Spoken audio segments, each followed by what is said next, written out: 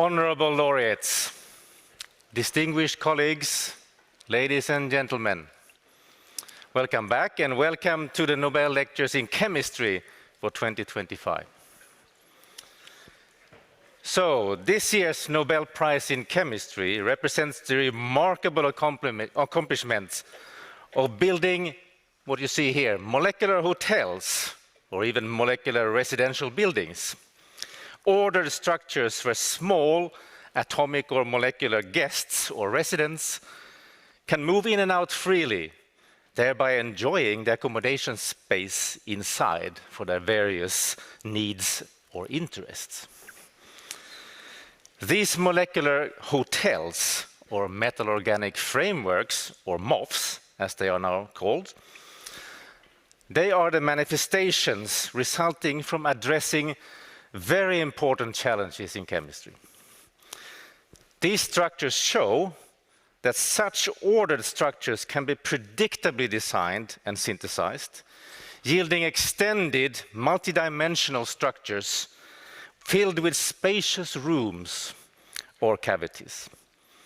This development also shows that such porous structures can be designed to persist chemical or physical stress without collapsing, and that the frameworks can house important chemical processes, such as, for example, catalysis. Moreover, these discoveries demonstrate that such ordered structures can undergo dynamic changes upon demand. Our three laureates, our three master molecular architects or molecular builders, Richard Robson, Susumu Kitagawa, and Omar Yaghi, they found truly efficient solutions to creating these spectacular and often visually very, very pleasing and appealing constructions. They could thus realize such multi-compartment molecular hotels by the ingenious assembly of judiciously chosen building blocks, metal-based components acting as nodes, and organic molecules acting as wall-building linkers. These discoveries have undoubtedly made the strongest impact on science and our society. For example, leading to the development of many, many thousands of MOFs, which have been designed for a very large variety of applications across many different areas. So, let's start with our first laureate. Richard Robson was born in 1937 in Glasburn, which is in the northern part of England, in the UK. He was awarded a PhD, a degree, from the University of Oxford in 1962, and relatively shortly after, he moved to Australia, where he has had a long career as professor at the University of Melbourne, where he is still also active. So, by this, please join me in welcoming Dr. Robson up on stage.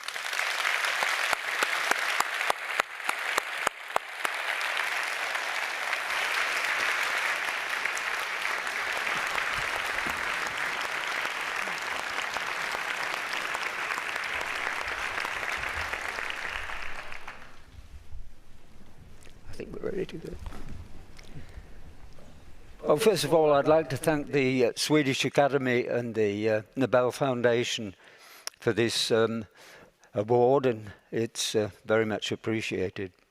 I'd also like to congratulate the co-laureates, Susumu Kitagawa and Omar Yaghi, on their awards, and and for their massive contribution to this area.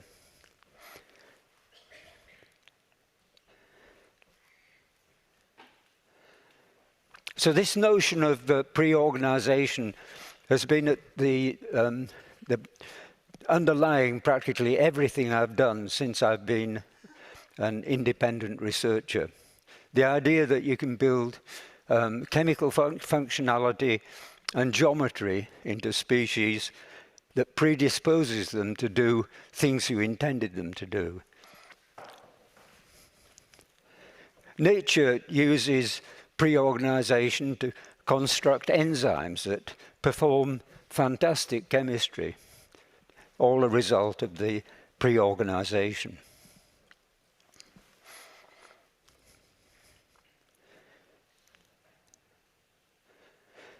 Here are some of the pre-organized systems we played around with in the 1960s, 70s, and 80s.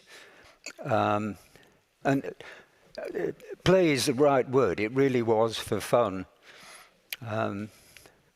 Highly irresponsible to use public money for private entertainment, but that's truly the way it was. So if you look at the bottom left there, there's a pre-organized bimetallic system where all sorts of unusual chemistry occurred, a result of that pre-organization or design.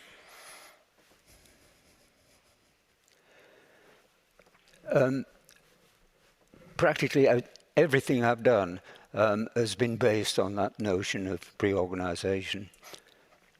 So in 1974, I was given the job of building ball and stick models of some basic inorganic structures like sodium chloride, zinc blende, wurtzite, and a number of others.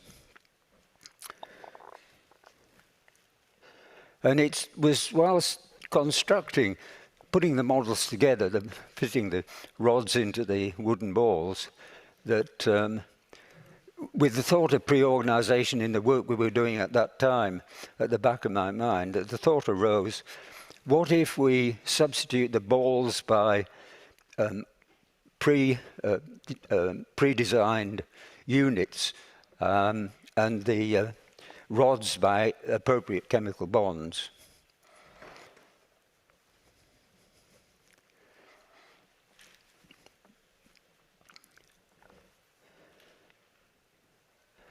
Coordination chemistry was the area I'd worked in practically all my life, and it was ideally suited for this sort of exploration. So that idea sat around in my mind for a number of years, and in the middle 80s I roused myself to start doing something at the bench, and I looked for the simplest arrangement I could think of, which was diamond, in which every carbon atom is connected to 4 others at the corners of a regular tetrahedron. And a characteristic structural motif is the adamantane unit, which you see there at the top in blue. 4 cyclohexane rings fused together. That's characteristic of the diamond structure.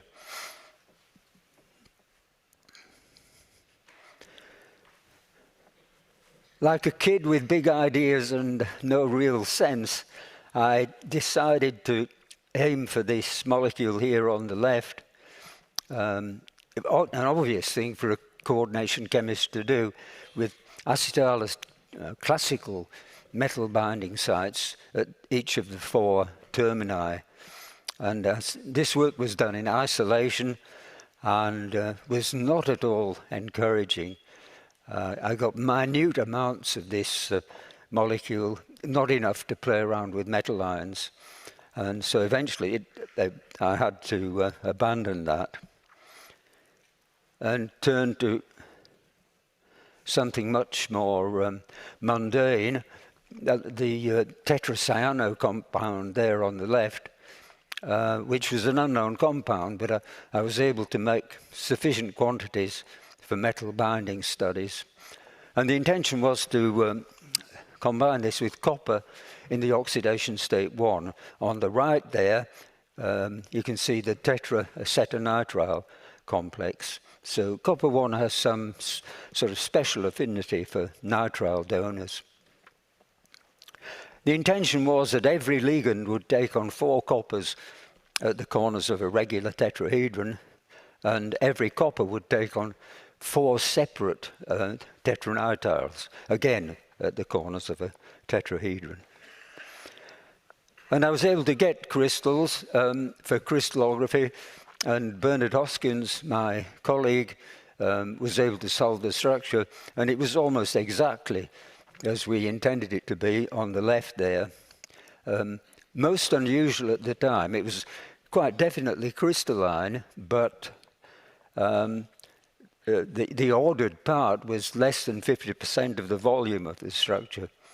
Just a few words about Bernard. He was an old-style gentleman, and we were close friends and collaborators for 40 years until he died in 2002. He was a meticulous scientist, and all that space unaccounted for really bothered him, and I had to twist his arm a bit to get him to agree to publish it.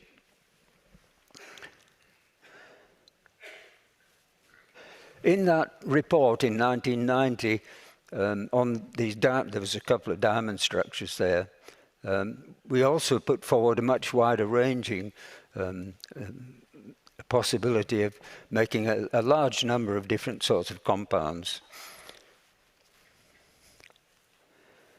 So a number of suggestions were made for where coordination polymer chemistry might go in the future.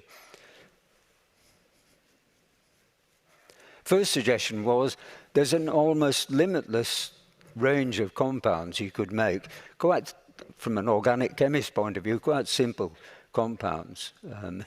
You could imagine some sort of molecular center with, say, 3 arms projecting outwards, or 4 arms going to the corners of a square, or 4 arms going to the corners of a tetrahedron, or 5 arms or 6 arms.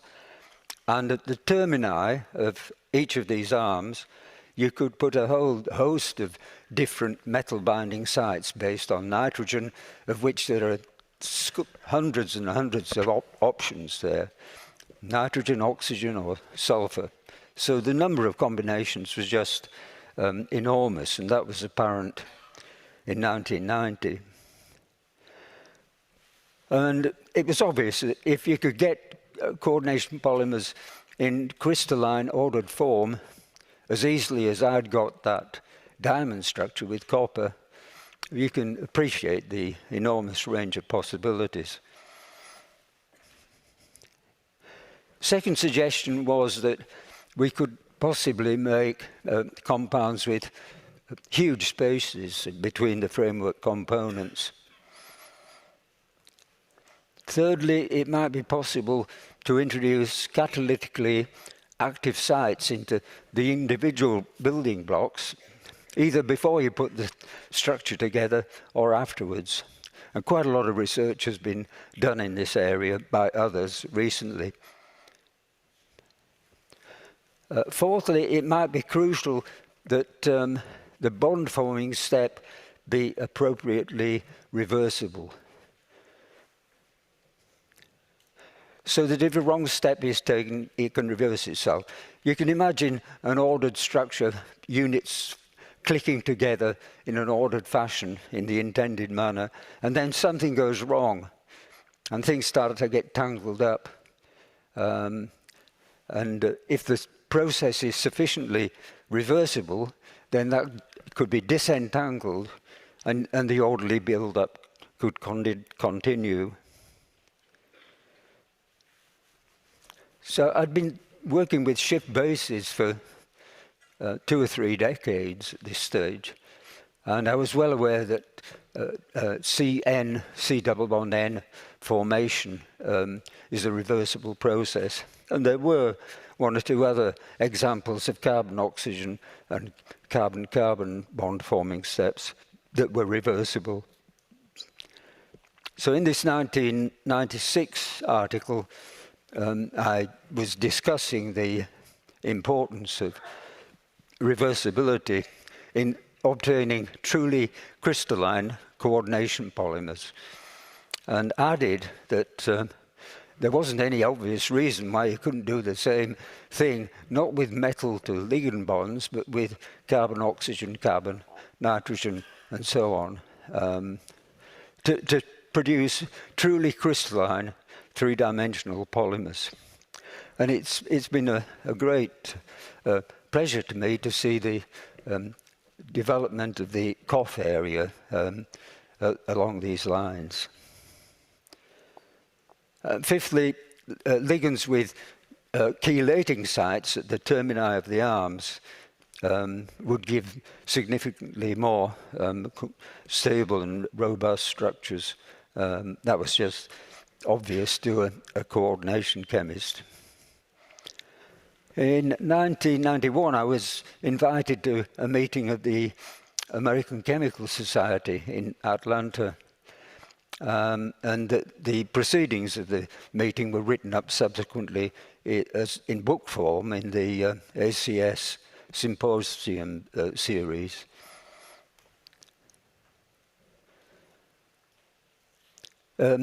The Chemical and Engineering News reported on that meeting, and it was gratifying to see one of our coordination polymers on the cover of that issue.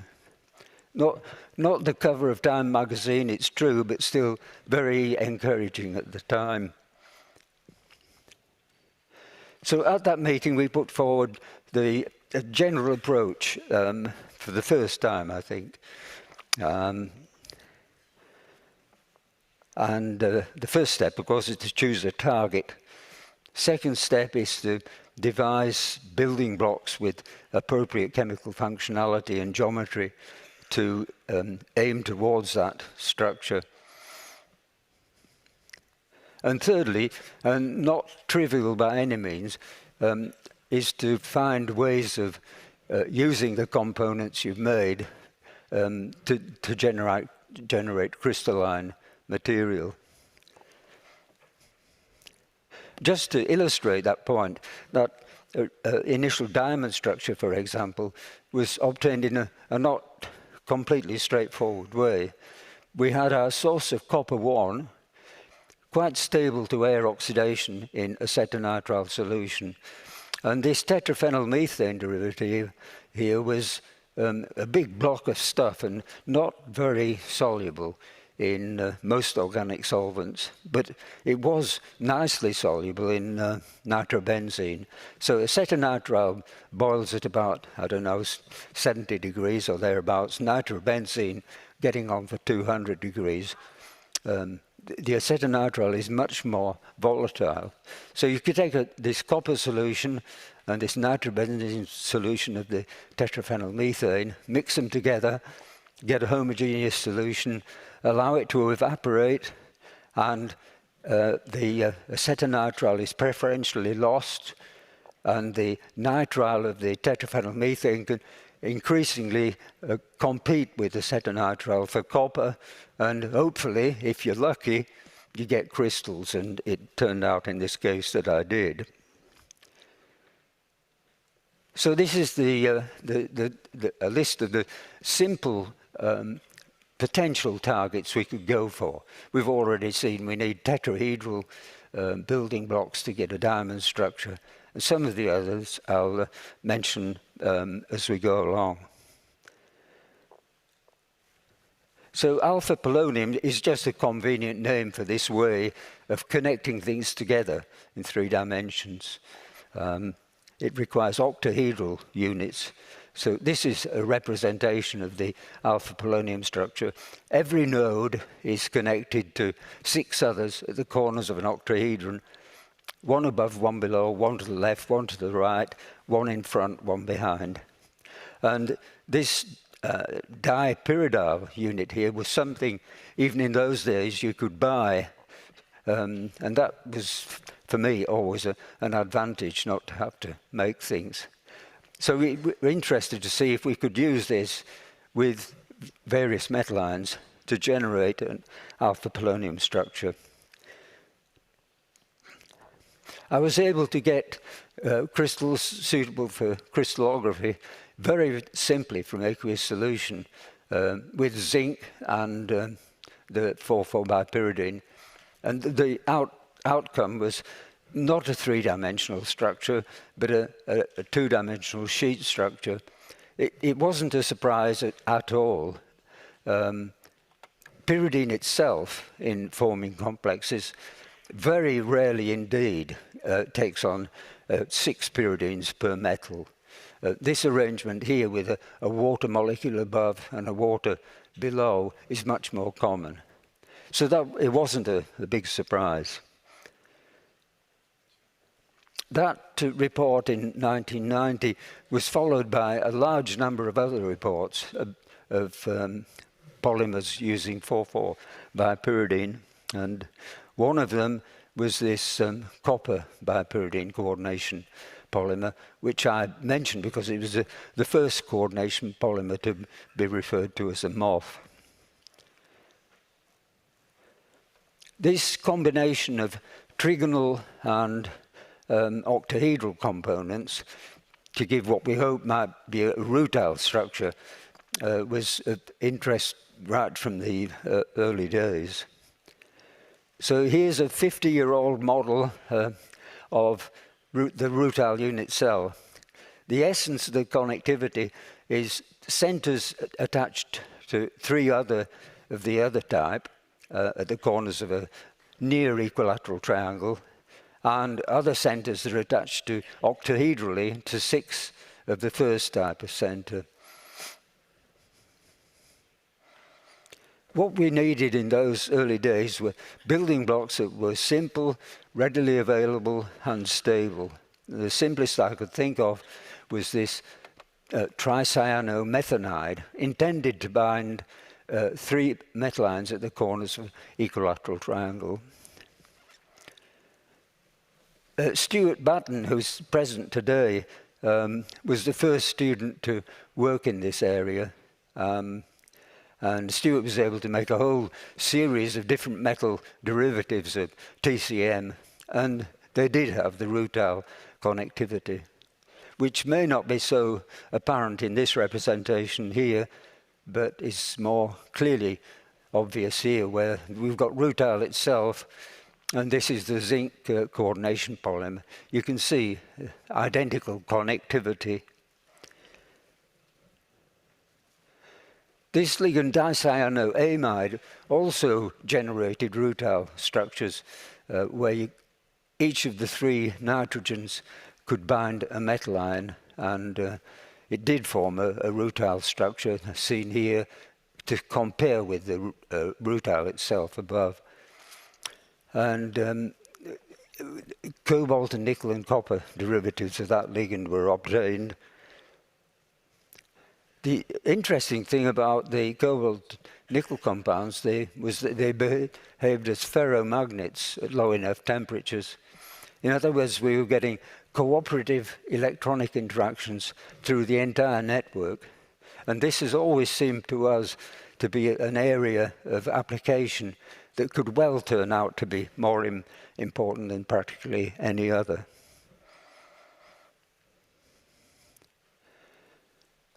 This is a combination here, tetrahedral and square planar. So these are 2 nodes that are fork connecting, one going to the corners of a square, the other to the corners of a tetrahedron.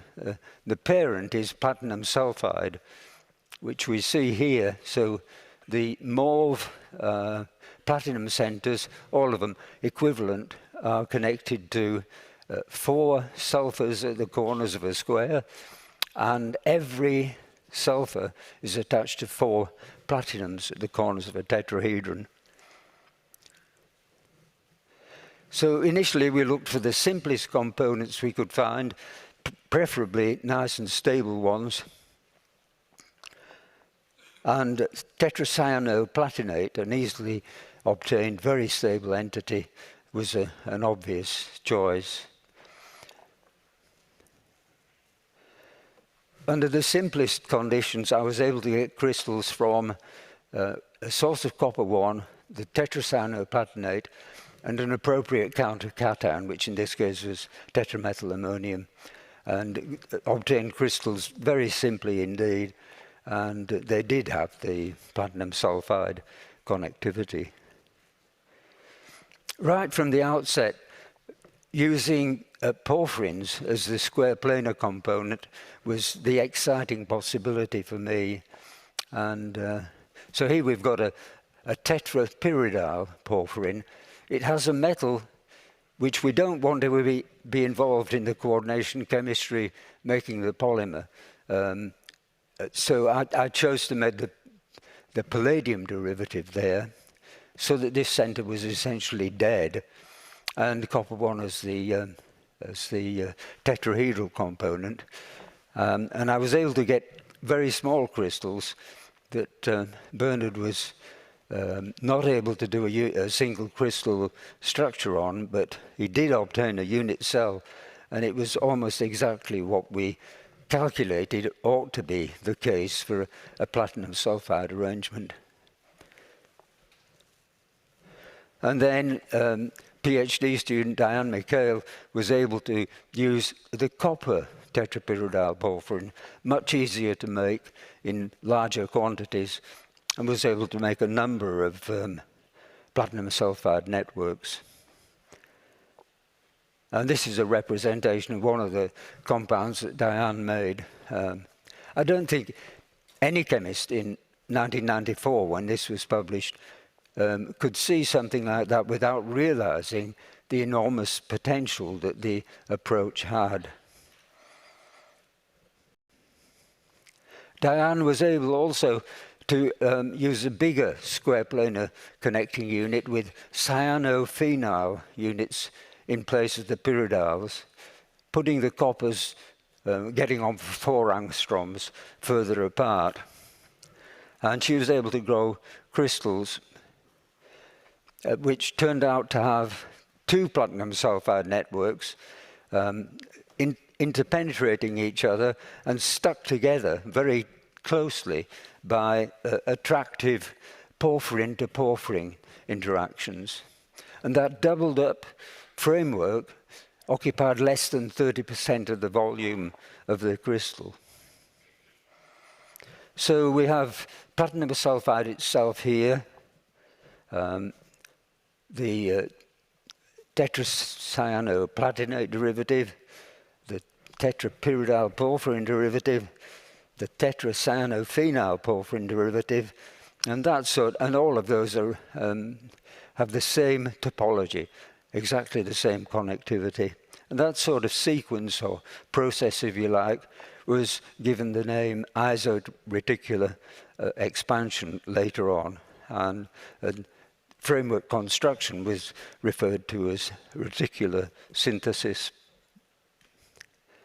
So the simplest, most symmetrical 3D structure you can get with tetrahedral connecting units is diamond, as we've seen. The 3-connected analog of that is really interesting, and the simplest way of doing that is in the so-called 10-3A network, which I'll explain shortly. And as a target for construction, it was very attractive to us. So here's 10-3A itself. The 10 means that the shortest circuits that you can find in the structure are 10 gons, and that's one of the characterizing features of a particular topology. The 3 means that the nodes are 3 connected, and the A means that it's the most symmetrical of a number of 10-3 networks that can be imagined. It's has cubic symmetry and is chiral. So here you can see, but chiral, I mean, it's not superimposable on its mirror image, and that leads to interesting consequences. But here you can see helices, in this case counterclockwise, running from front to back. All the helices are equivalent. If you looked from the side, you could trace here entirely equivalent helices, or if you look from top to bottom, likewise down here. So it has cubic symmetry, but is chiral. So this is the possible arrangement we're looking at in our general plan of doing things. This is an interesting ligand, hexaazatriphenylene, abbreviated HAT, which has the potential to bind 3 metal ions at the corners of an equilateral triangle. And we realized that if you have an octahedral metal ion and you attach 3 bidentate attachments, that the metal itself becomes a 3 connecting center. So these blocks of stuff here are heading out towards the corners of a equilateral triangle. So the metal itself becomes a 3 connecting node. Postdoc Patricia Jackson was able to make some hat, which wasn't entirely straightforward in those days, spent a lot of time making this, and found that she could get crystalline silver derivatives that did have the 10-3A connectivity. So all the ligands were equivalent to each other, and the ligands and the metals are both 3 connecting centers. So here you can see a hat ligand with 3 purple or mauve metal centers attached at the corners of an equilateral triangle, and all the metals are equivalent to each other. Each metal is chelated by 3 separate hat ligands at the corners with their centers at the corners of an equilateral triangle. And so there's one of the tengons can be seen here, but you can find tengons all over the place in this structure. So about the late 90s, this pre-organized building block approach was pretty well founded. And I think what our work in the 90s showed that it would be possible to make a essentially unlimited number of coordination polymers with designed structures and topologies. Around the start of this century, enormous numbers of reports started to appear on coordination polymers. And that process seems to have continued. I retired in the sense the university stopped paying me in 2004. And I've been slowing down ever since. And I've just been completely unable to follow this outpouring of stuff.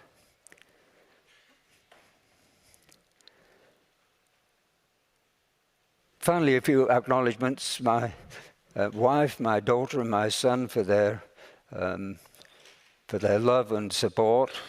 And these 2 gentlemen, Bernard Hoskins and Brendan Abrahams, who did all the, well, together with the students they supervised, they did all the real science, came up with hard numerical facts. Any scientific respectability in the papers we put out is due entirely to these 2 gentlemen and the people they worked with. And the people on the right here are the ones who did all the work, and it's a great pleasure for me to see most of them here in Stockholm at the moment. So once again, I'd like to thank the Swedish Academy and the Nobel Foundation for this marvelous honor, and I thank you for your kind attention.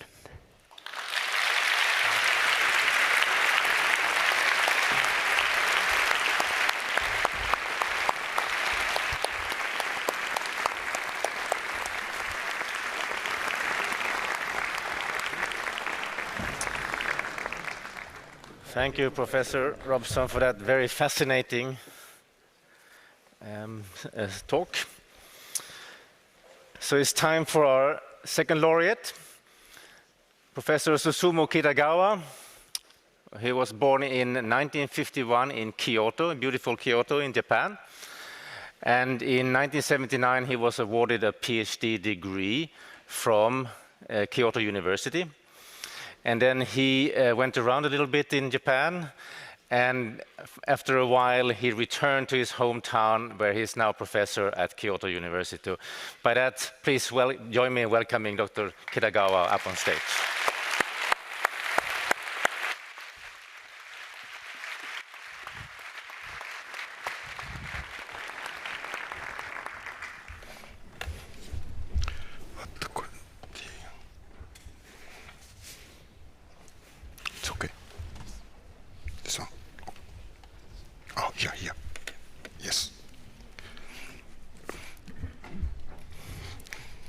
First of all, I'd like to express my gratitude to the Royal Swedish Academy of Sciences and Nobel Committee for the honor of a lifetime.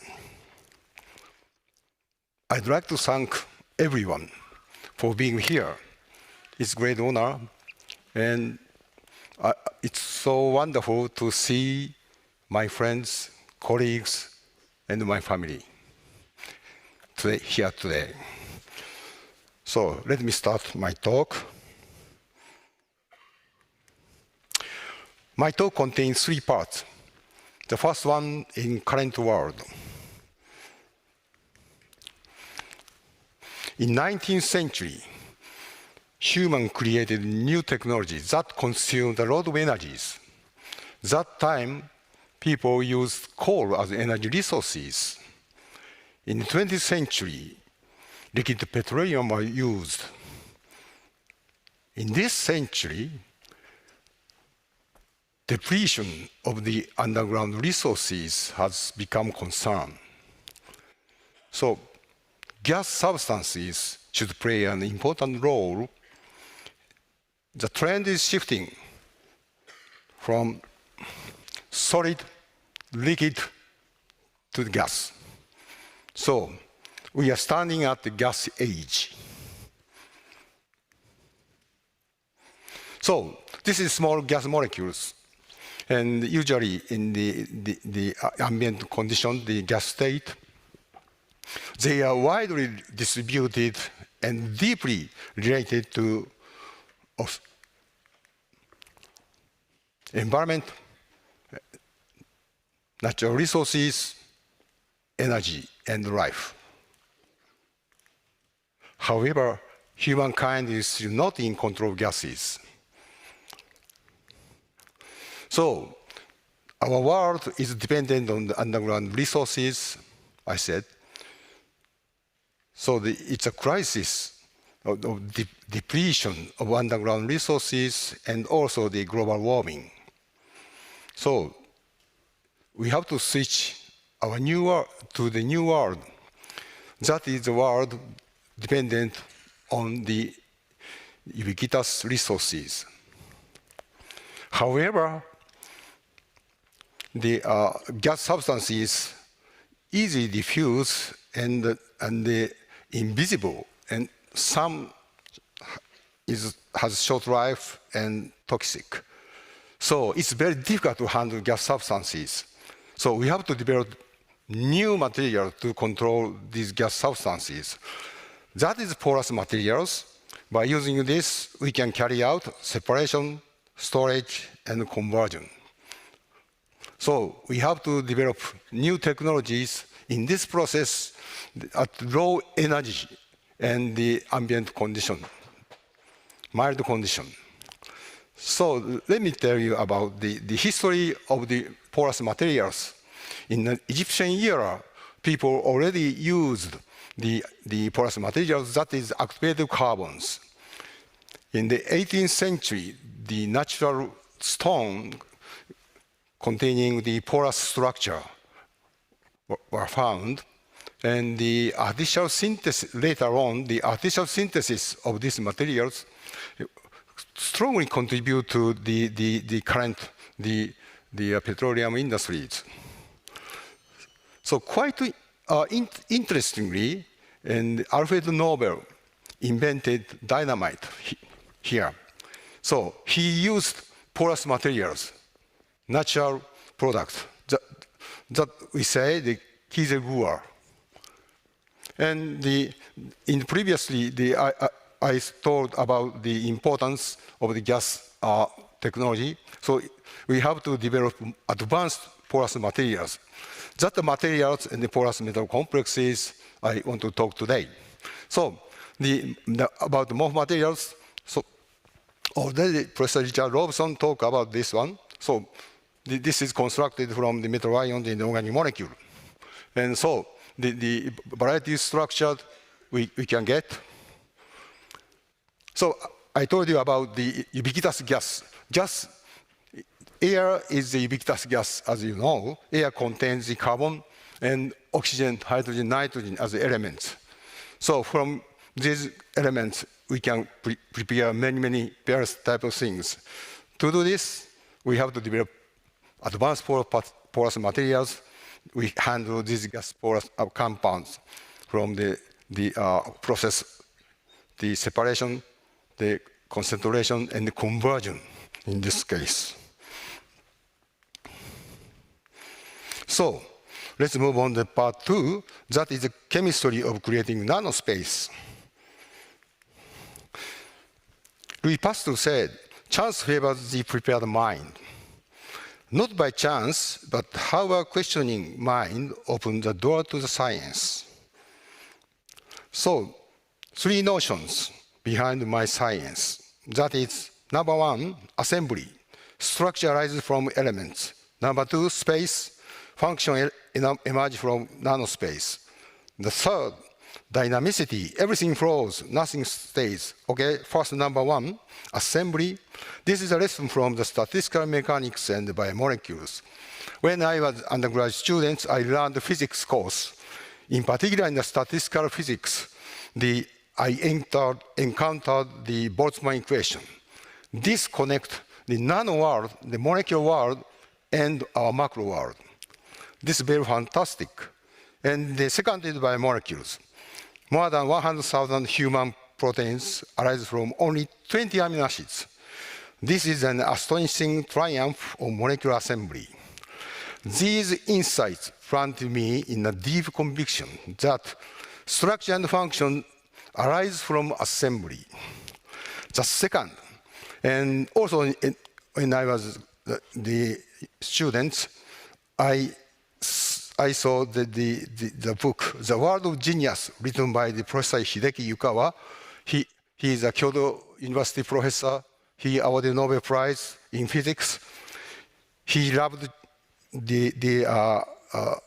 the Chan-Tzu, who is the ancient old 24 years ago. He is a sage. And he wrote, the usefulness of the useless. This is everyone knows the usefulness is useful, but no one knows the usefulness of the useless. It's very difficult to understand, but this is this notion impressed me. So, nothing useless. But if we think this is a space for the anion and the cation, in the low, very narrow in the system.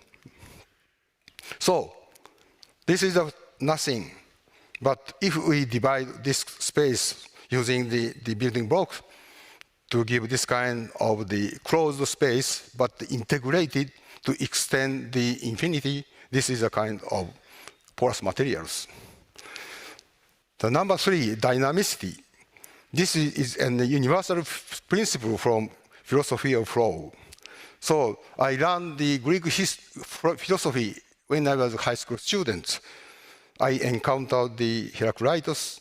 He said, Pantarei, everything flows. And also I was born in Kyoto and grew up in Kyoto. So I had a lot of the historical books and so on and so forth.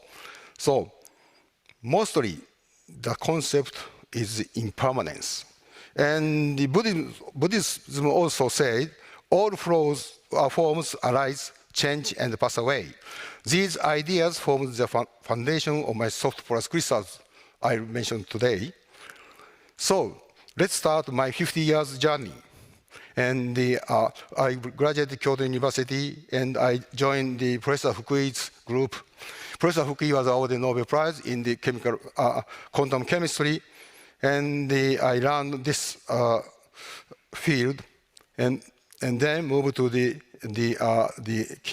Kindai University, and then moved to the Tokyo Metropolitan University, and back to the Kyoto University.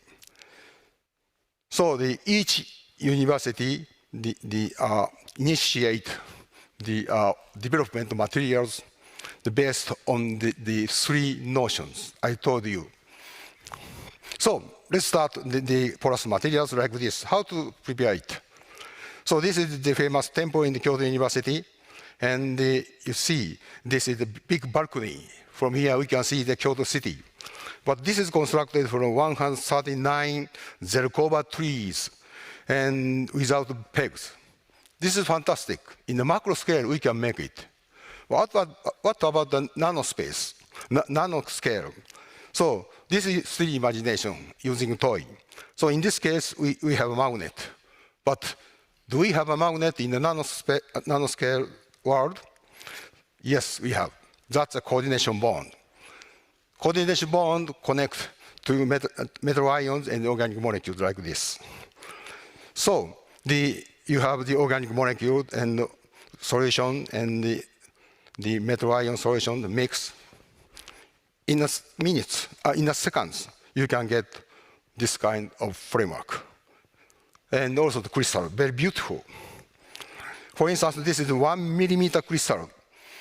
So the crystal structure like this, the unit is 1 nanometer.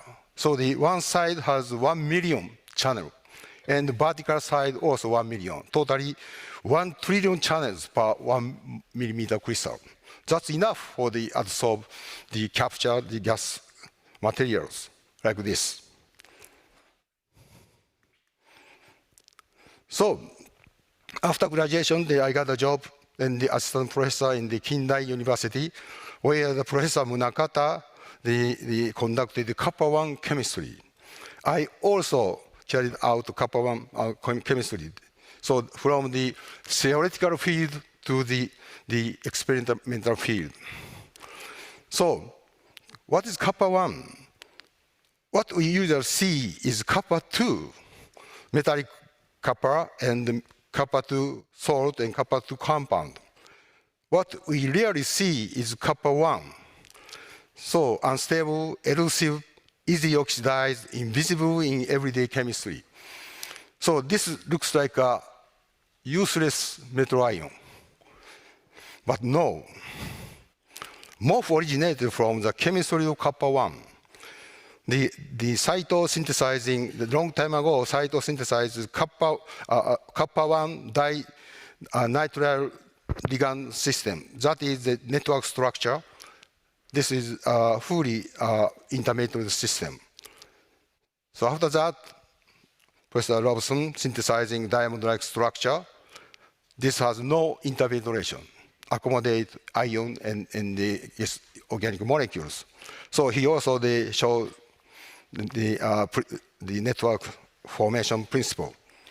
So simultaneously, Huni synthesized this kind of interesting materials that is using the DCNQI ligand. This NCQI ligands, DCNQI ligands has a column to show the high conductivity. This is the metallic conductivity. And so I was very interested in this system, and then we interested in the fully densely packed structure because the conductivity pathway, the dense structure is good for these properties. However, one day I tried to determine the crystal structure with my students in the Kyoto University Computer Center. The center was so crowded. I have to wait for a long time, for 1 or 2 hours, to analyze this data. In that time, we just analyzed the intermediate structure. The student said, there is a hole in this structure. I was so impressed, excited to see, because in the cavities, there is an ion and also organic molecules. So this moment marked my first step toward MOF. However, mostly the cationic frameworks are synthesized so far. So the anions incorporated. And also the kappa 1 and the ligand binding energy is not so large. So this means not so strong bond.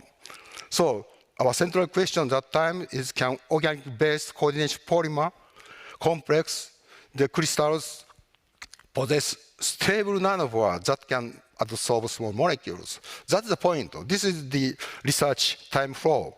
At the beginning, focusing on the densely packed structure, and after the event, I told you before my slide, and we focus on the porous structure. So So move on to the Tokyo Metropolitan University. So instead of kappa 1, we use cobalt 2 plus ion to construct this kind of network structure. So without gas, this structure maintained the pore. So we carried out gas sorption. We are very succeed in this case.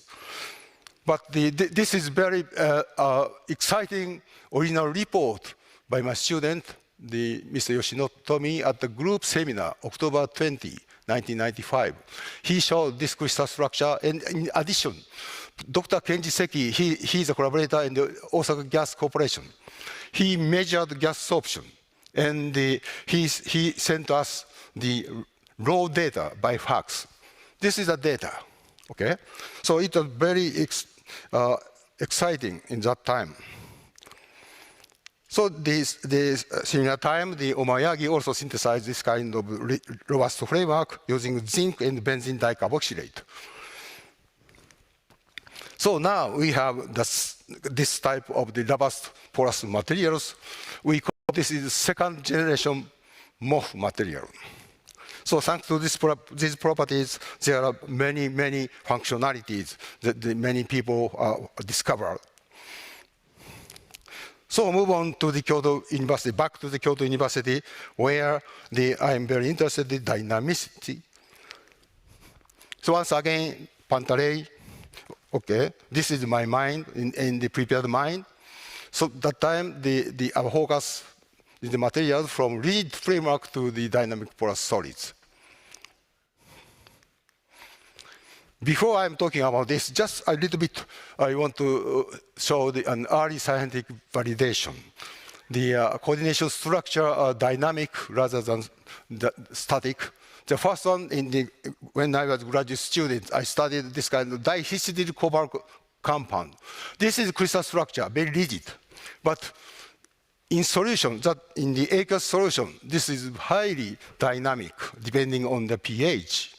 The second one, I worked for the alkaton and the synthesizing dimetal complexes. So this is a green crystal, very beautiful, but just heat, this color turned to the brown. So what's happening is dimolybdenum unit rotate by heat. This is a solid, but still dynamic. So this is very impressed me. Okay, move on to the framework. So just imagine this kind of things. Framework should also flexible. So we predicted the presence of the soft framework, and we did the preliminary experiment. But soon after, the various type of the flexible structure was obtained here. This is the 2D system, but the mutual dislocation gives this. This is the hinge type system, and this is expandable case. And this is interpenetration, like this. So many systems have been synthesized. So the one example is our case. We synthesize using kappa 2, synthesize this kind of system. And when introduced gas, abruptly open up the gate and reduce the pressure, gate close. So what is important is this shows us hysteretic sigmoidal curve, completely different to conventional IPAC isotherm patterns. So we can distinguish the supercritical gas like this, and at room temperature, if we exclude out summertime calculation, in particular in the energy in the open home and the closed home, the energy difference only 4 to 5 kilojoule per mole. So that means this is a cooperative phenomenon. So now we have 3 materials, in particular in this third generation compound. So dynamic framework is most outstanding and unique features. So we term this a more generic term, the soft porous crystals. So the part 3, I'm moving. So I want to show the very fantastic functions about soft porous materials. And the first one, So there are two types of the flexibility. First one is the dynamic, global dynamics. The second one is local dynamics. So the first one, this is the acetylene gas. Acetylene gas is dangerous. If we compress the 2 bar at room temperature, abrupt explosion occurs. But we are so brave to accommodate the acetylene in our MOF compound. And finally, we succeeded in getting this type of the acetylene sorption and the storage materials. But for the usable material, we need to control the gate pressure. So the sorption is like this, but we have to use acetylene again. So we need to control the gate closing pressure.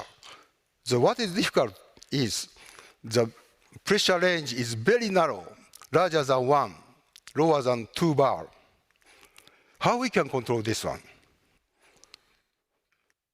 So our strategy is to accommodate gas molecule. The structure should change to accommodate gas molecule. So the deformation energy control is very important. So we did. Here, the interpenetrating structure, the unit has the zinc and benzene dicarboxylate and the pyridine. So control the dispersion energy. So we introduce the substituents, just like a solid solution structure.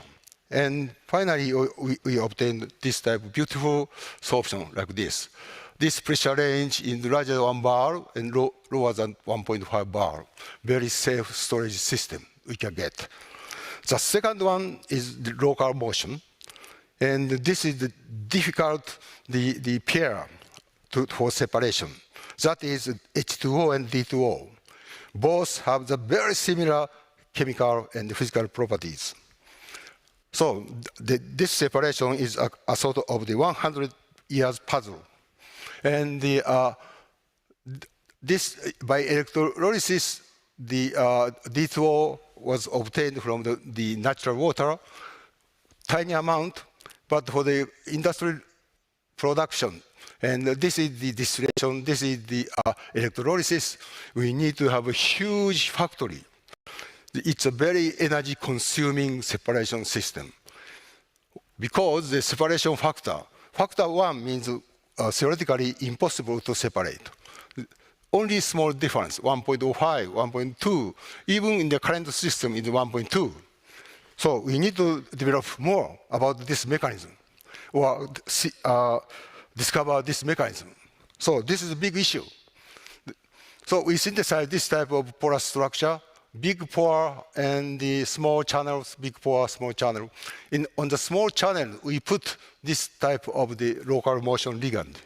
So the motion is just like a dragonfly. So using this channeling system, we try to separate these materials. So this is the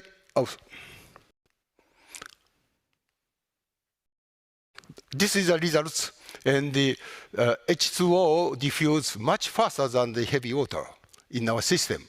But usual zeolites, activated carbon, HKUST1 MOF, ZIF7 MOF, and the other MOF materials show the exact same diffusion. So we succeeded in this kind of the discrimination of these materials, the separation factor up to 200 at room temperature. So this kind of flexibility, the dynamics is very important for the very difficult tasks. So at the moment, and very recently, we had a big sort of the question, because in 1997, this is very important our materials. we carried out first demonstrated gas sorption. But without gas here, this structure, the pore size is smaller than the gas molecule here, for instance. How gas molecule accommodated in this way? This is a big issue. So we revisited these materials, and this case is the CO2. CO2 adsorbed at the lower pressure region and smoothly adsorbed. And what is interesting in the second, this pressure abrupt adsorption occurs here. So we determine the crystal structure. We can see the adsorbed CO2 molecules. Why this happens? So the result, two distinct behavior coexist. That is local flexibility and the phase transition, global dynamics. In particular, in the local flexibility, and this is the narrow channel. So narrow channel aperture like this. This is constructed from the bipyridine and the nitrate gate. So bipyridine rotate like this. So therefore, this gas molecule can diffuse easily. We call this is pore squeezing diffusion.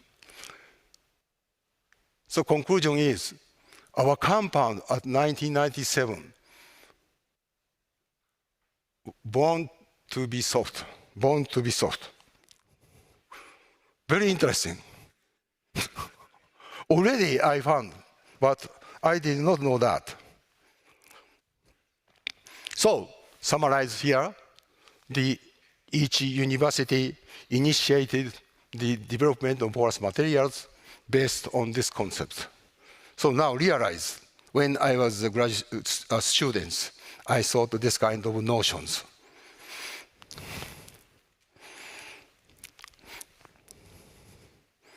So, and here, at the beginning, I showed you this kind of the functionalities. So many researchers discovered this kind of functionality, the storage, capture, and also the separation and the synthesis on the polymer and the catalysis, and also the physical properties in the ion conductivity, in the magnetic properties, and also the optical properties, and also the different type of absorption profile. So this is very fantastic, but still the application we can expect. So because, and from the robust framework and the flexible framework, in addition, these frameworks, we are now developing this type of the hybrid MOF system, using the other materials.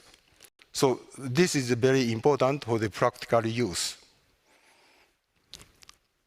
So the keyword in the assembly, space, dynamicity.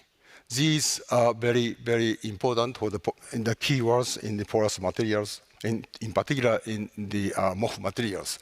So we can expect the expanding this functionality more and more, and also the commercialization that just started.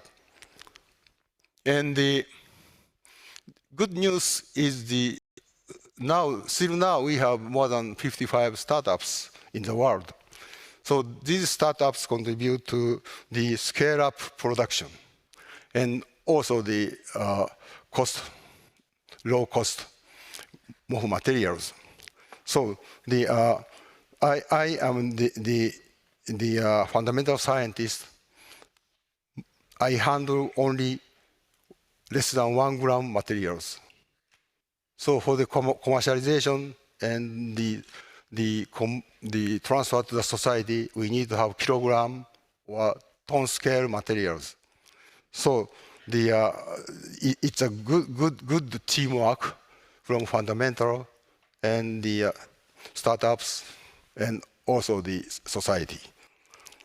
So this is very nice, the case.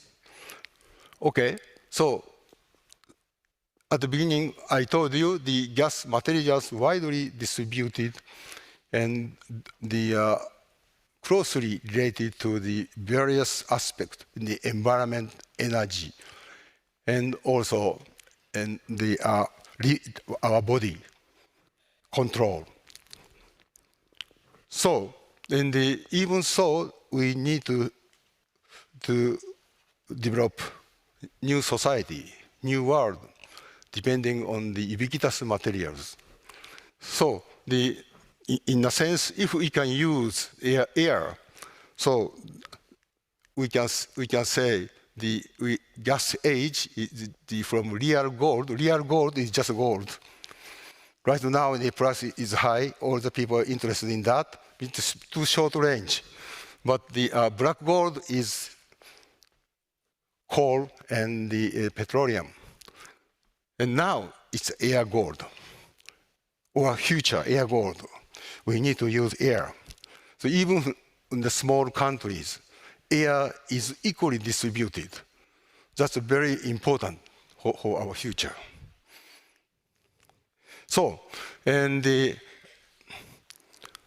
I would say in the Chan-Tzu, at the beginning, I told you about the usefulness, useless. But he also said here, and the living by use of mist. So, what is mist? So, mist is the contains the air and the water, contains everything. So, 2,400 years ago, he thought something about this, but that time it's not just a dream. But now, it's not dream, in particular in the future. So we are standing in the future, toward the future. The air gold and the porous materials, of course, in the not only the MOFs and the related MOF materials and porous materials, I mean, porous materials make our dreams come true. That's very, very important for the future. Okay, so this is my academic network. So prepared by my collaborator and the Minshu Yao, and so maybe it's difficult to see the name, but later on, please look at this. So this journey was never mine alone. It was worked together by collaborators, postdocs, students, funding agencies,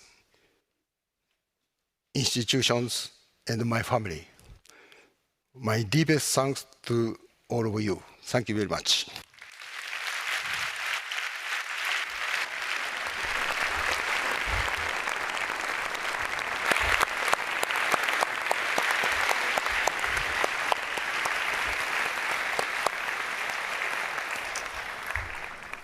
Thank you very much, Professor Kitagawa, for that very dynamic and very useful presentation. Thank you so much. It's time for our last but not least speaker, Professor Omar Yaghi.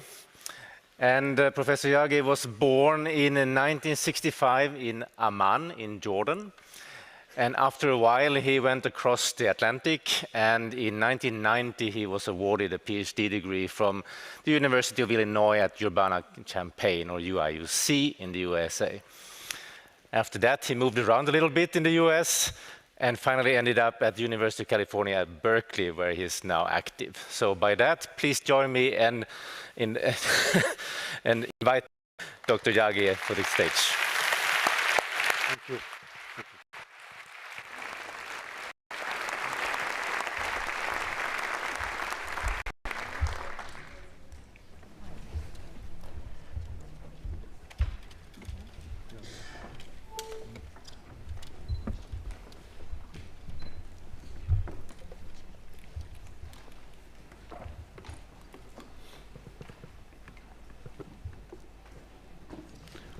Okay, thank you, Aula, for the introduction. And I also want to thank the Swedish Academy of Sciences and the Nobel Foundation for bestowing this honor on us. And it's a tremendous honor, and I want to thank all of you for being here. I want to share with you the journey that MOFs have realized, and that is a journey of molecules to society. It is not very often that chemists can move from molecules to society, but metal organic frameworks, fortunately, we have been successful in plotting this path and following this path. What are the key developments along this way, the key discoveries that made the field what it is today? That's really the subject of the first half of my presentation. And the second half is what does the future hold, at least some of the future. I was fortunate to have a student, her name is Guanming Lee.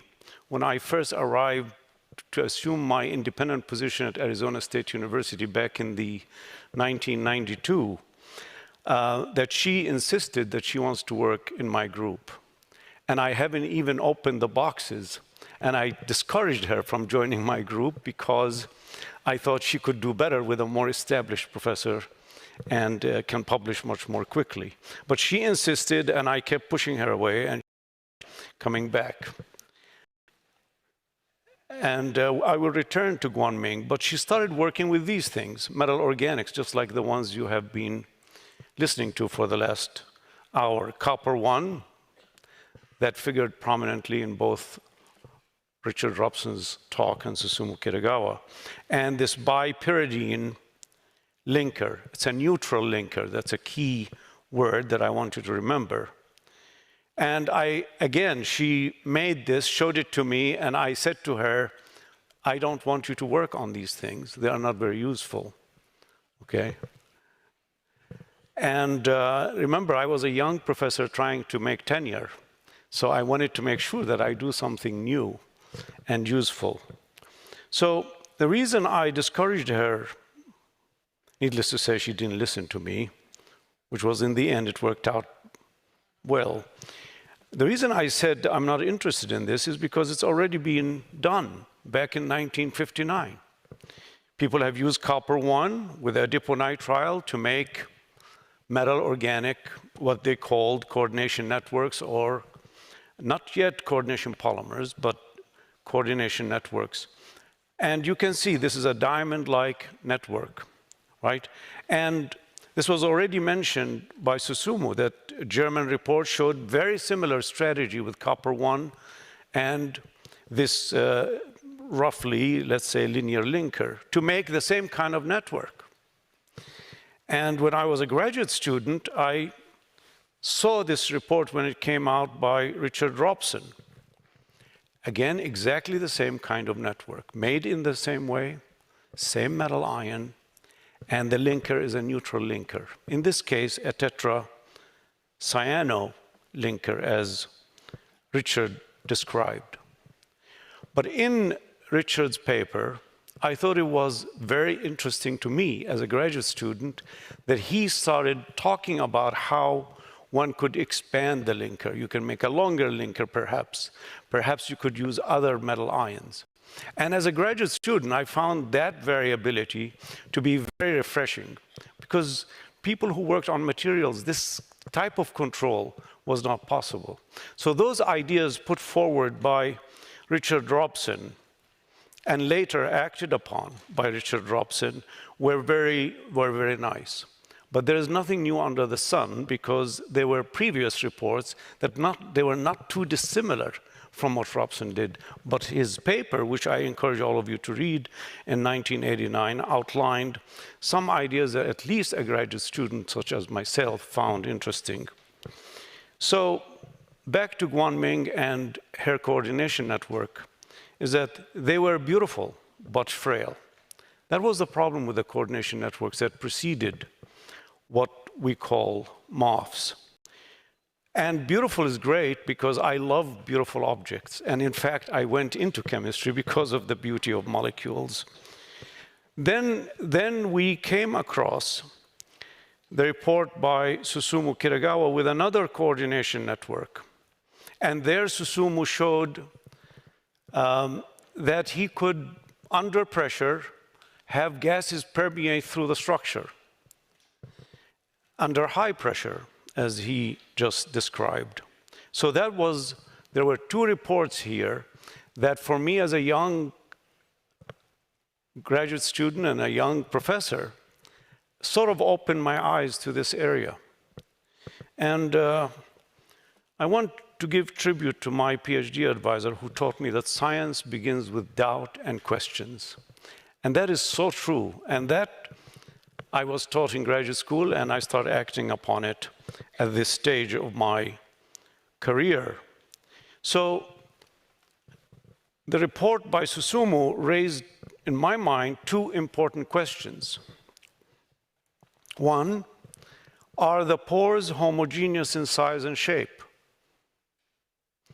Pressurizing compounds does not give you, under high pressure, studying gas adsorption under high pressure, it does not give you this answer. Okay, so that was a question we needed to answer. And then we also had to answer this question: do the pores remain open in the absence of any molecular guests? Those are two very, very important questions. The first question is saying, do I have a system that has homogeneously sized and shaped pores so that I can selectively remove molecules that would fit in those pores? If you have a different wide distribution of pore sizes, then it would not be selective. So that was an important question. And the other question is, can they remain open, like this architecture? When we leave this room, the architecture doesn't collapse because it's robust. And so those two questions needed to be answered. And so far, no experiments were done to answer those questions. So my approach was, the obvious thing to do is to say, instead of those frail frameworks that are made from weak bonds, make them from strong bonds. Okay, so we started thinking about how do you make strong bonds between transition metal ions and organic linkers? Well, instead of neutral linkers, you use charged linkers, because the extra charge on the linker increases the strength almost 3 times. So the bonds that I'm talking about, as you'll see shortly, are charged linkers, and when they are bonded to metal ions, they are worth 3 times the energy that the bonds that were made in the earlier examples I've given. Okay, well, that sounds easy enough. But when you have strong bonds, something very bad happens in the lab. And that is, you make ill-defined materials, not like those beautiful crystals that were described earlier. This hump indicates that your material is completely disordered. The homogeneous pores that I was talking about, if they're present, they wouldn't be homogeneous. The framework that I was talking about that should be robust, it wouldn't be. This thing is a complete mess, and it's the antithesis of what a chemist want to do. So at that time, it was taken as an article of faith that our approach could not produce crystallized materials. We could not make crystals. So the very first thing that we needed to solve before we get to the architectures, robust architecture, we need to be able to make them in crystalline form so that we can characterize them fully on the atomic and molecular level. If we can't do that, then you can't learn anything about what you're doing. So now we come to my postdoctoral advisor who taught me science is an exercise in optimism. So now we are facing three major problems. We need robust architectures, we need homogeneous pores, we need to crystallize the material. None of that has been done thus far, and we needed to be optimistic so that when we do the experiments and we fail, we can at least do more than one experiment and try as much as we can to make it succeed. And that brings me to this lady, Marie Curie, and her eyes. Let's focus on her eyes. This portrait sits in my conference room, and every once in a while, when things are tough, I ask the students, what do you think she's telling you with her eyes? Okay, and I think inevitably, she's probably saying to you, you can do more and you can do better. And this turns out to be a very important motto in my group, is that I think we can always, every one of us can do more and can do better. So, okay, so let's get down to what is the challenge that we needed to solve first and foremost, and that's the crystallization challenge. The crystallization challenge is a challenge where you're taking building blocks and you're stitching them together now through strong bonds, and you need to make sure that on the microscopic level that these building blocks can associate and dissociate so that they can correct their positions and make sure that you make an ordered material. If this reversibility is not present, then things will get stuck together and sometimes not at the proper orientation, and they will fall out as amorphous materials or non-crystalline. So that's one thing you needed to ensure, that things can be bonded and broken on the microscopic level until they are fixed in position so that they are ordered. The second important thing is that this process of coming together and separating needed to be at the right speed. If it's too slow, then you don't make large enough crystals. Okay, you make fragments.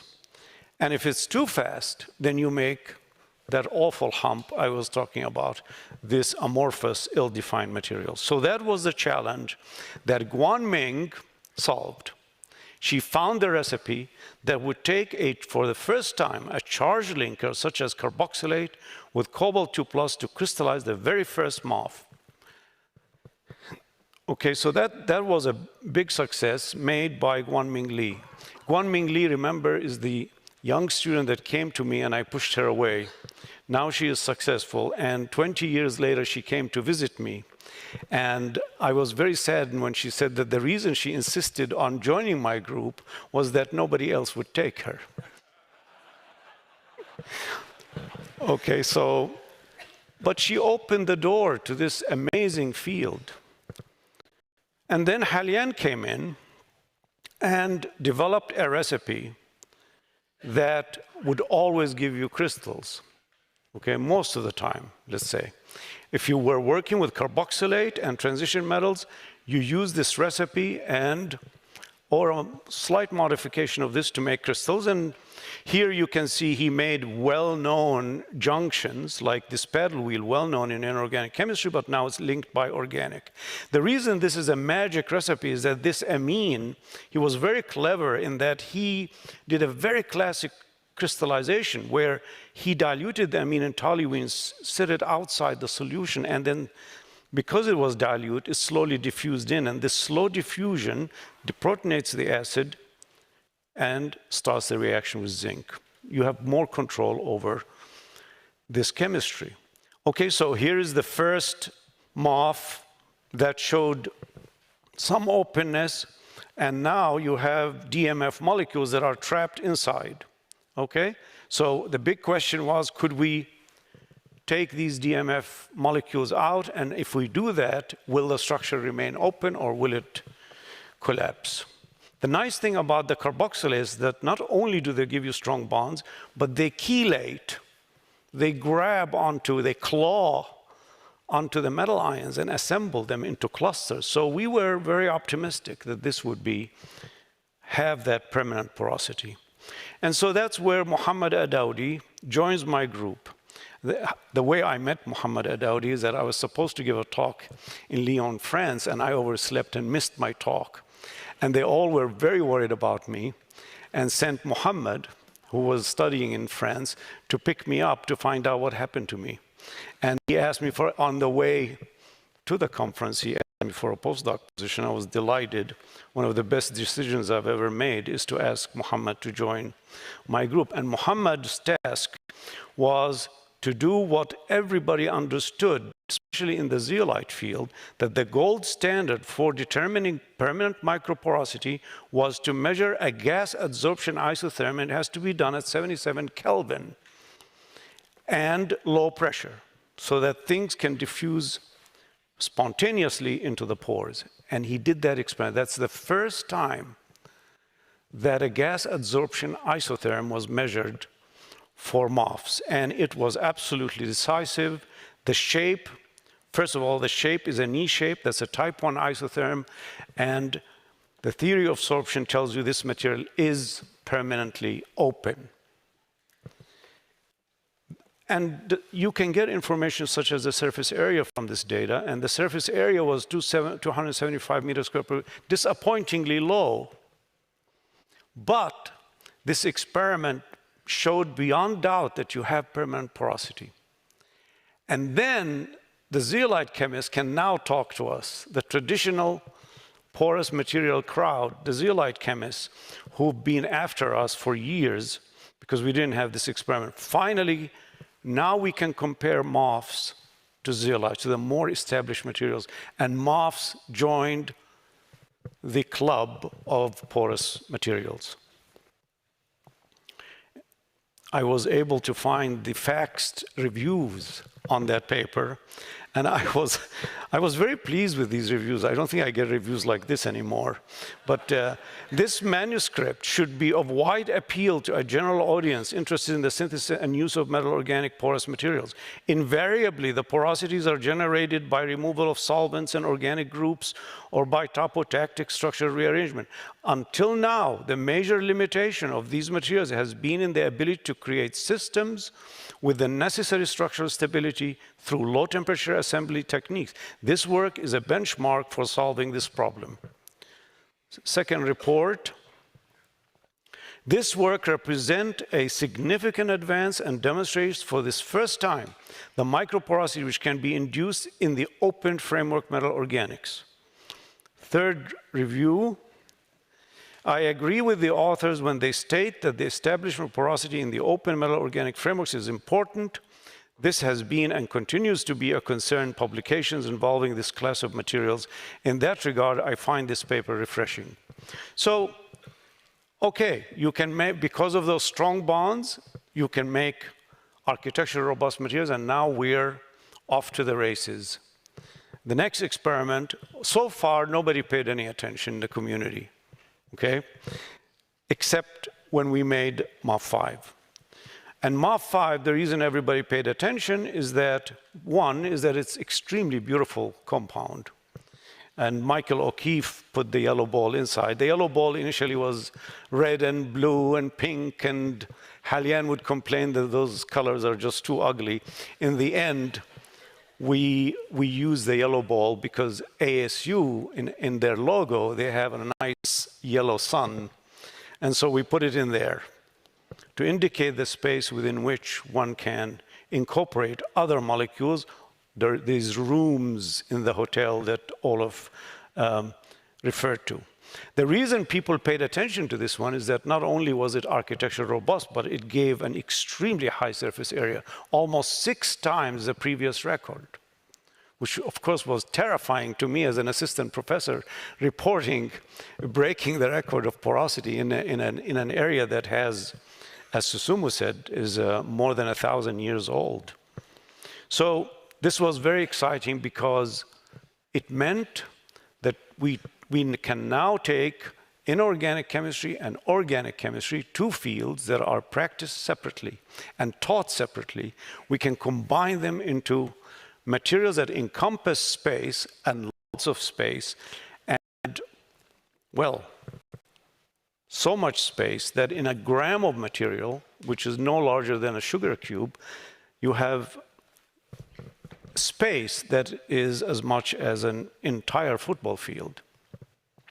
Okay, and the reason this is exciting is that BASF, with Ulrich Müller, that I will present shortly, we showed that, in fact, if you zoom in on 1 granule of this solid, as we are doing here for the MOF5 crystals, you see that the pores have no walls. It's a scaffolding, and which is the arrangement where you maximally expose the interior of the structure. That's why they have extremely high surface area. In many ways, we've exposed every atom in the structure and made it a surface onto which hydrogen or carbon dioxide could bind. That's why they have such high surface area. So with that in mind, now we can look at hydrogen storage, which we did, carbon capture, and show that in fact with carbon capture, this is actually an old paper, but in a tank filled with MOF, you can store 18 times the amount of carbon dioxide when the MOF is in the vessel. And then with BASF, we developed a methane natural gas tank where you take the regular fuel tank and you stuff it with MOF with no other change to the engine. And this car can drive 3 times the distance because of the MOF is compressing the gas inside its pores compared to a tank that does not have the MOF. And this automobile was driven all over the world to show that, in fact, the natural gas that's being supplied in the various locales around the world with whatever contamination might be in there, that the MOF can survive that journey, and it did. And so this was a really an amazing illustration of the power of MOFs. We also, very early on, showed that, in fact, you can use the MOFs to bind toxic gases, and more recently, you can take nerve gas, put it in a MOF, break specific bonds, so the MOF acting as a catalyst, specific bonds in that nerve gas, and make it from a harmful molecule into a harmless molecule. So you can see how exciting everything has been, and more exciting than everything that I just said is we did the impossible in chemistry, which was that you could take a solid and at will customize the interior of that solid by virtue of the chemical functionality that decorated the interior. And so this immediately led us to realize that they would have endless applications. And not only can you functionalize the interior, but you could expand the pores by virtue of lengthening the linker. Now that of course, that was obvious. Getting it to work is the real accomplishment, I think, here. I think ideas are, in some respects in this field, ideas are cheap. I think trying to get those ideas to work is the real challenge. And I credit my students for all the innovation that has come out of the group in that regard.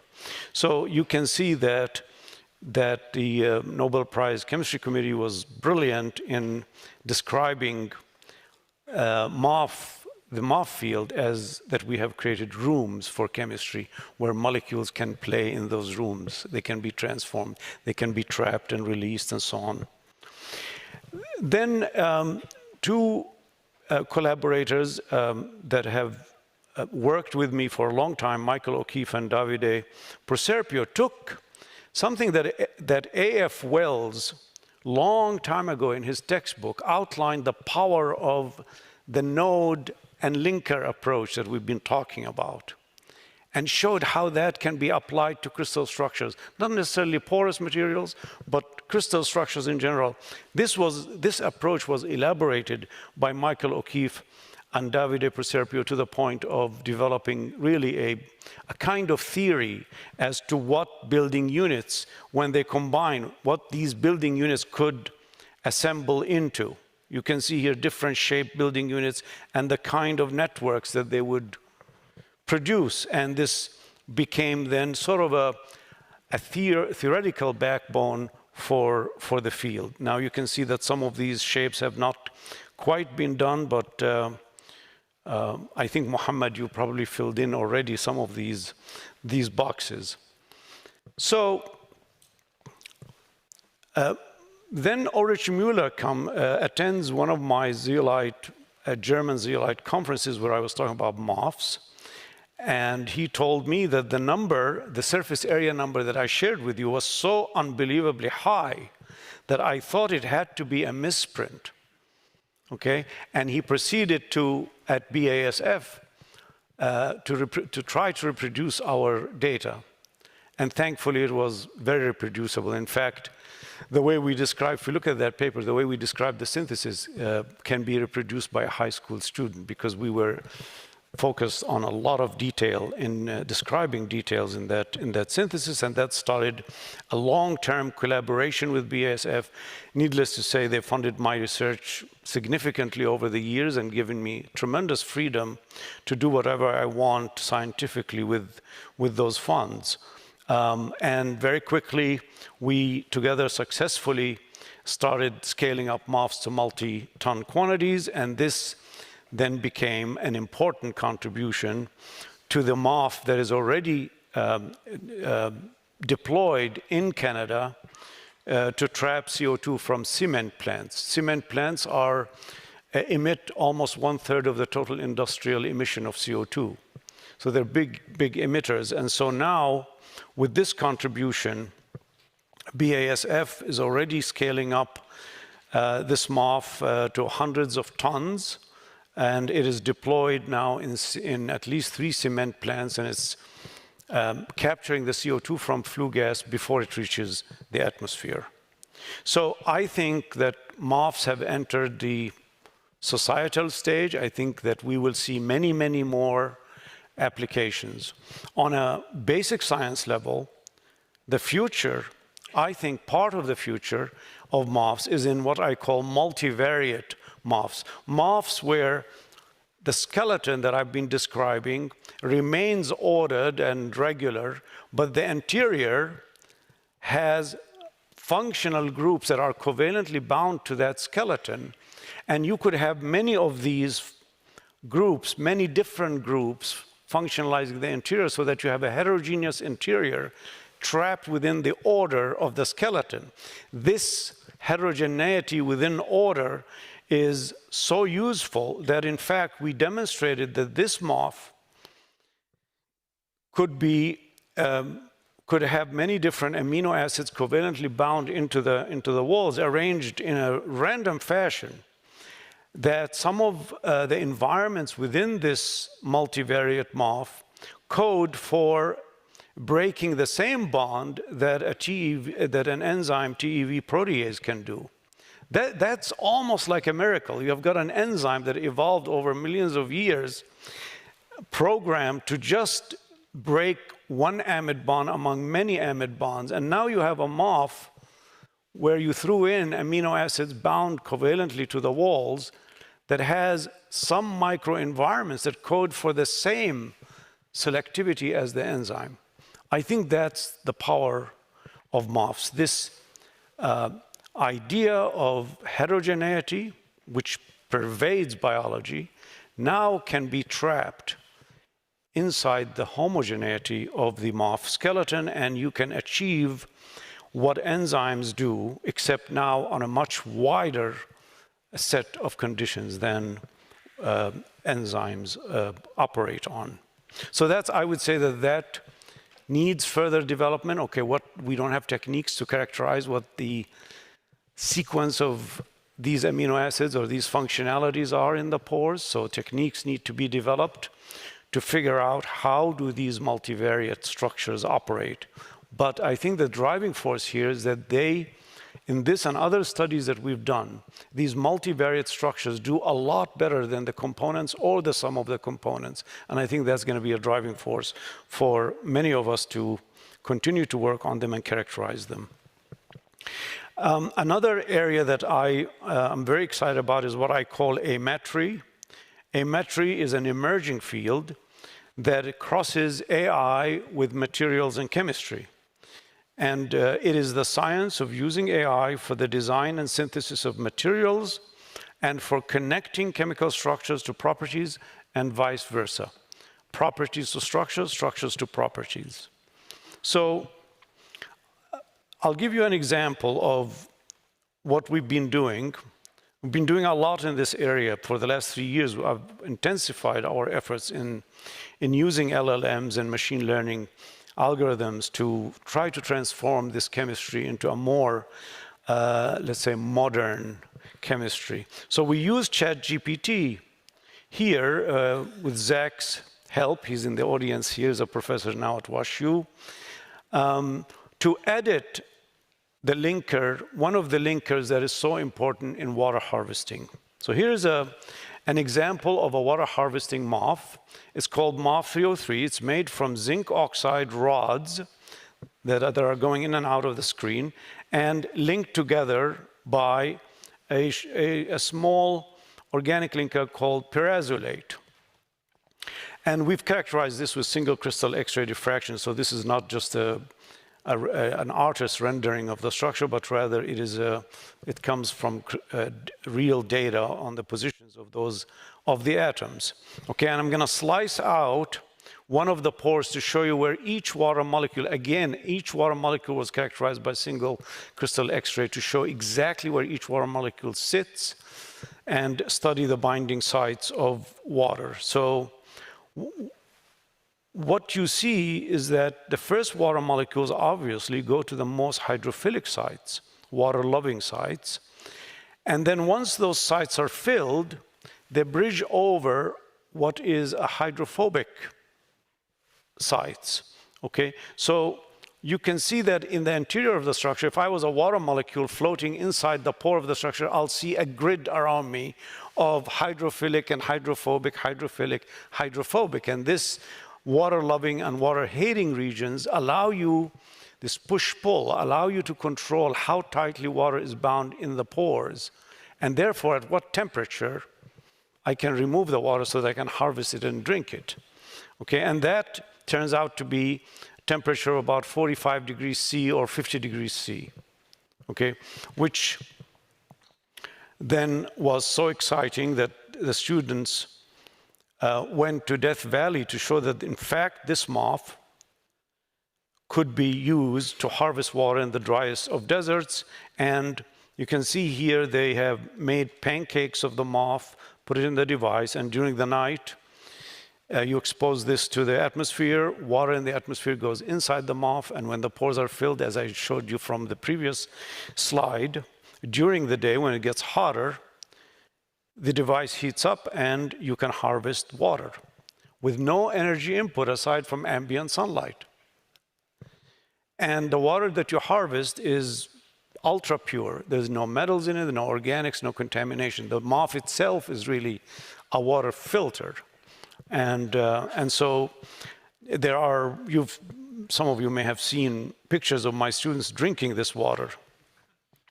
So this is nice, and we can make it nicer with ChatGPT. So you ask ChatGPT, I have this MOF, and it has this kind of linker, make me a better linker that's going to give me more water, and it starts putting different atoms around the central ring and playing with the linker. And it also gives you the conditions under which to make that MOF. So Zach can teach ChatGPT to understand what a MOF chemist understands, and it can spit out the conditions under which to make all these MOF, which it did, and we and Zach went ahead and made those compounds and measured their water adsorption behavior. And it turns out that some of these MOFs that came out of ChatGPT are the best MOFs for water harvesting. And some of them give you more than 50% water above and beyond what I showed you with MOF 303. Okay, and that's not significant because, I should say that's significant, or that's not insignificant, because that's 50% more water every cycle. Every cycle that you do, every day for 7 years. Okay, and that is so exciting because now it's almost in society. Now we have devices that deliver almost 2,000 liters per day, the most energy efficient devices for water harvesting, every day for almost 7 years.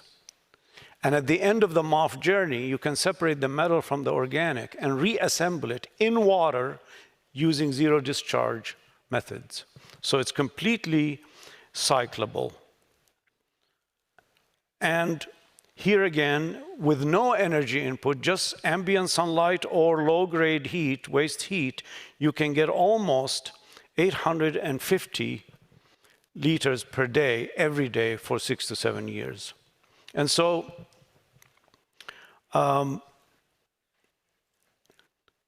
finally, I have two more slides.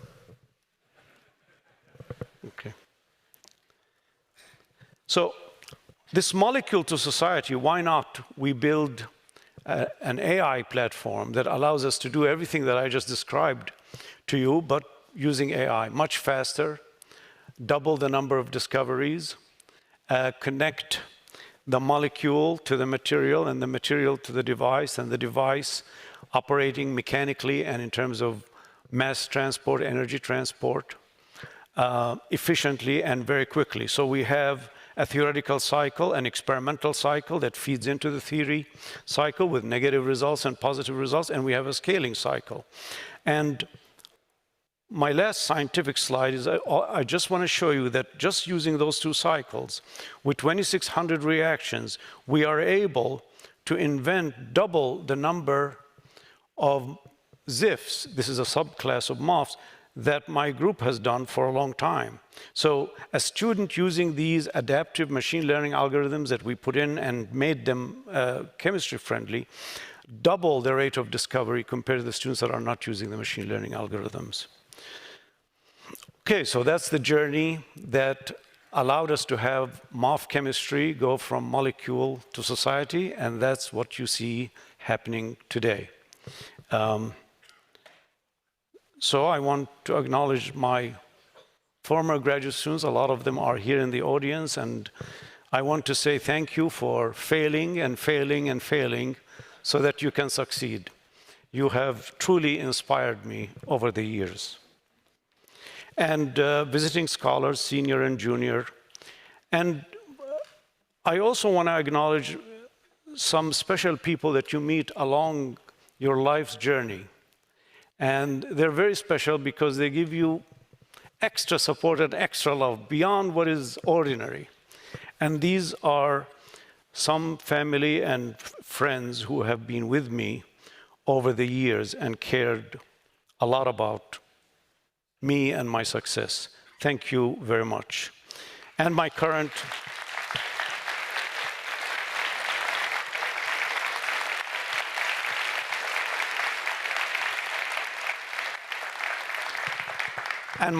group members, I want to thank the Academy for making them happy, happier, and the funding agencies that have stayed with me. I want to acknowledge BASF and Saudi Caxt for giving me money that I can use unconditionally. And I want to thank you for your attention.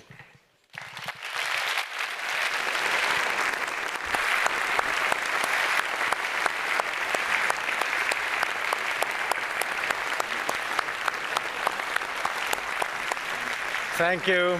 Thank you. Thank you so much, Omar, for that very inspiring and visionary talk. Thank you so much. This concludes the Nobel Lectures in Chemistry, but before we finish, I will now invite all the laureates to come up on stage.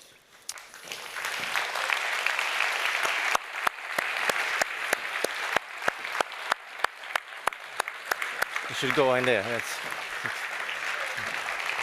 fun.